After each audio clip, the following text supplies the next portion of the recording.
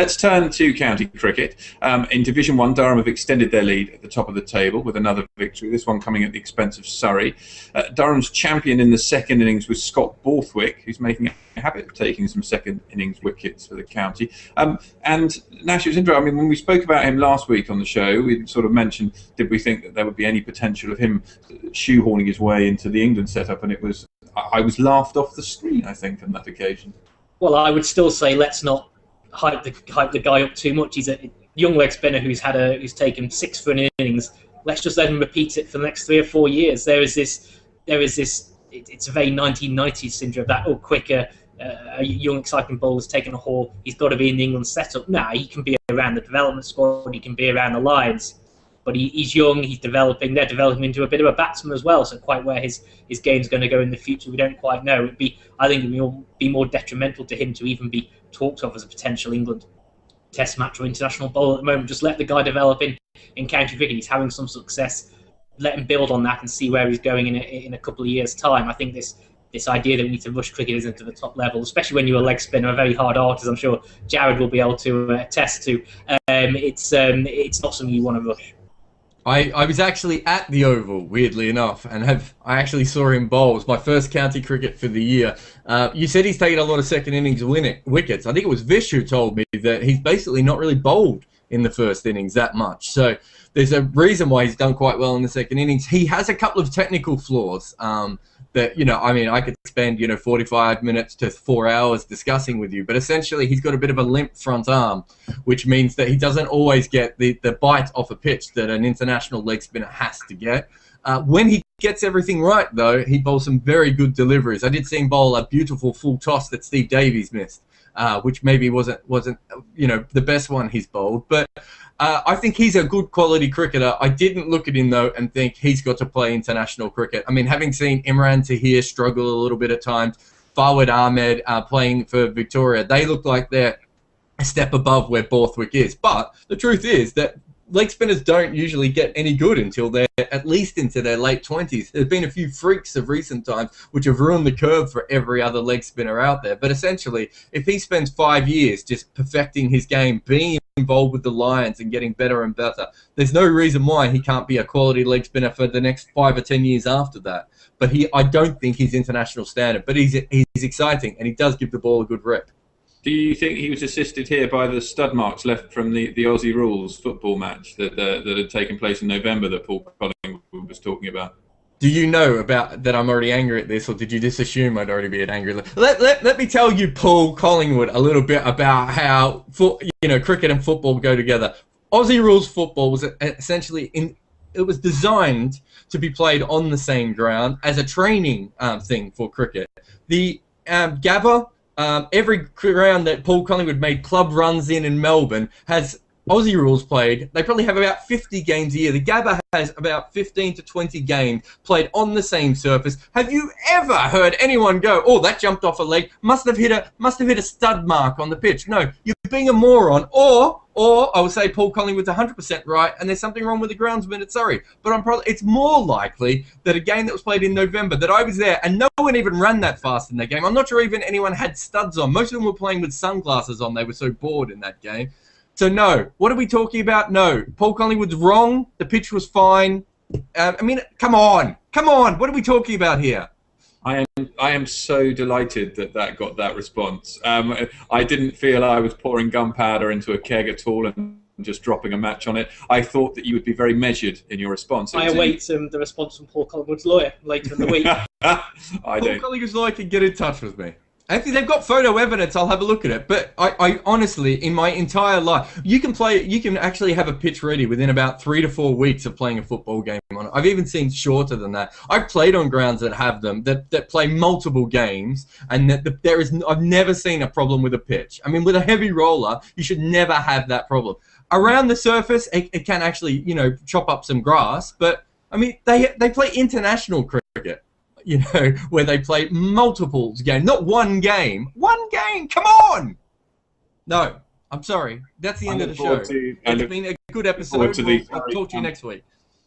Yeah, the Surrey groundsman's lawyer's now getting in touch with you too, which will be nice. Dougie Brown was fairly outspoken about the wicket down at Hove a week ago, where Warwickshire played out a draw against Sussex. Warwickshire played out a draw against Middlesex, this time at home at Edgbaston. And yes, it was a match that was deeply affected by the rain, but you just look at the scores: 428 for 5 from Middlesex, 374 for 8 for Warwickshire. Doesn't look as though that pitch had a lot of life in it. I know Warwickshire were fielding a second 11 as far as their bowlers were concerned, so many of their players off from the Lions and England duty, but naturally it doesn't look as though the Edgbaston wicket was in great fact. It doesn't, but it is always hard to tell. I mean, Sam Robson scored a double hundred. You've got to play pretty well to get a double hundred. As you say, the Warwickshire attack was very much second string. I think Boyd Rankin was the only real standout in their attack. And then when Middlesex bowled, Tim Murtagh apparently bowled quite nicely. Stephen Finn was disappointing. We spoke about earlier in the show, talking about the England squad. So, look, I mean, it was, like I say, it was a game with a lot of rain. Yes, it was probably on the flashish side. We are going to see that, I think, with the conversation we had last week, which we won't go again this week about heavy rollers. We'll leave that to a 1 week debate, I think. But yeah, I mean, look, I hopefully over the season the pitches will develop a bit more life. Hopefully we'll have some warm weather and they'll turn.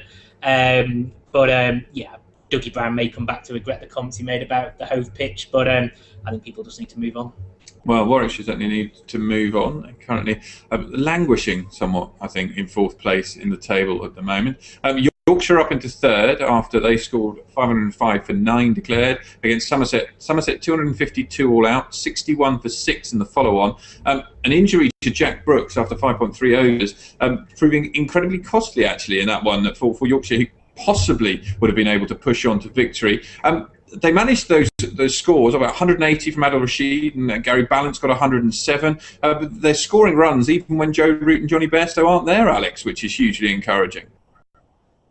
Yeah, and every week that goes by, David Hopp's cheeky little tip for Yorkshire for the title doesn't get quite as silly. But no, they've got a decent squad and they've found some form. But for me, the thing to point out from that game is Somerset. They're an ageing side, and a few people that I've talked to certainly think they might be relegation candidates, particularly now that they're going to lose Alvaro Peterson for a bit. If he wasn't around in the start of the season, they've had an even worse start than they have already. Okay, they were lucky not to force the win against Warwickshire, but the likes of Truscothick and Kirby and Trigo and Alfie Thomas in the bowling attack, these are aging guys, and you're looking for sort of the Overton twins, those sort of guys to come through and really give them a lift. But if they don't quite make it, and certainly this season could well be too soon for them, then I can really see Somerset struggling.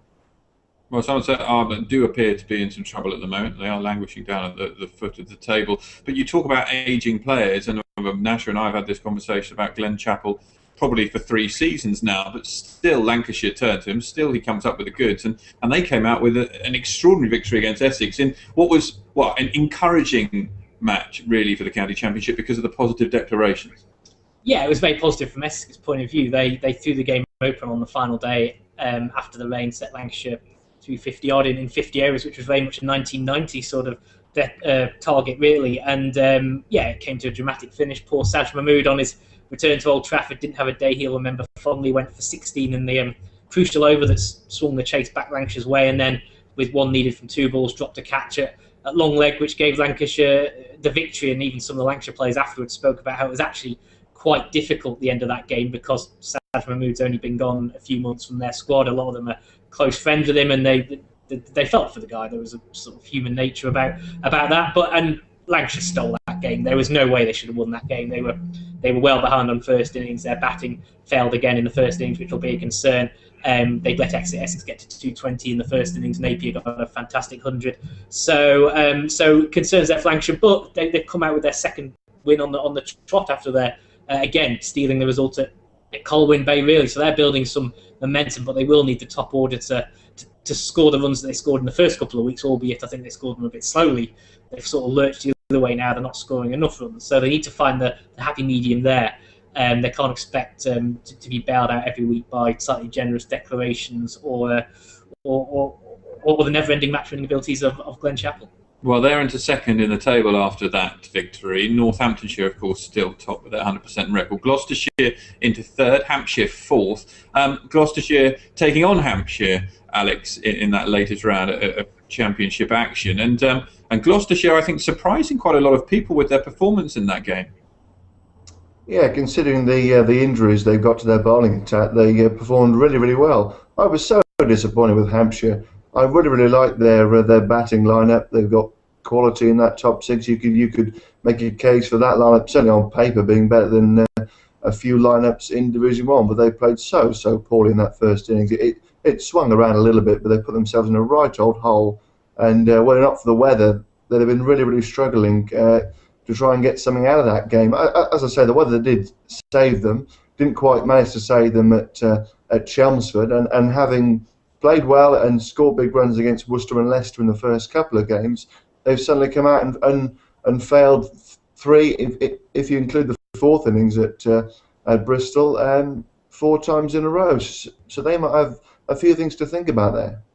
And Hampshire, of course, are one of the big favourites to get promoted from the division. And at the moment, I mean, they've kept themselves in the mix, which I suppose is the important thing.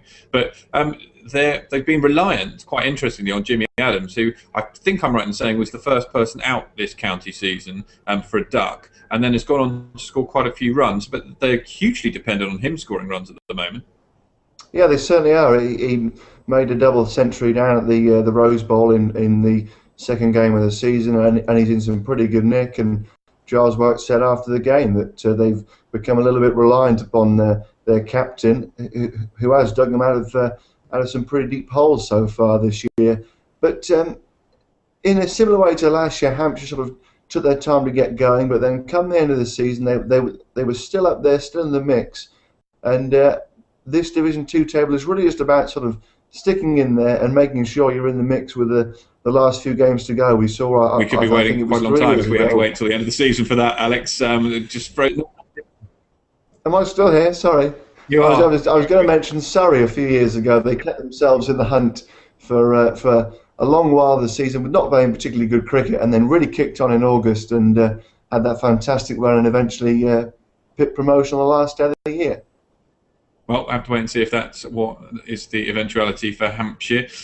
Very early days still in the YB40, and most of the matches were rain affected, so no more rundown on that particular part of the table, and or indeed of the championship season, as far as the counties are concerned. And that is all we have time for, I'm afraid.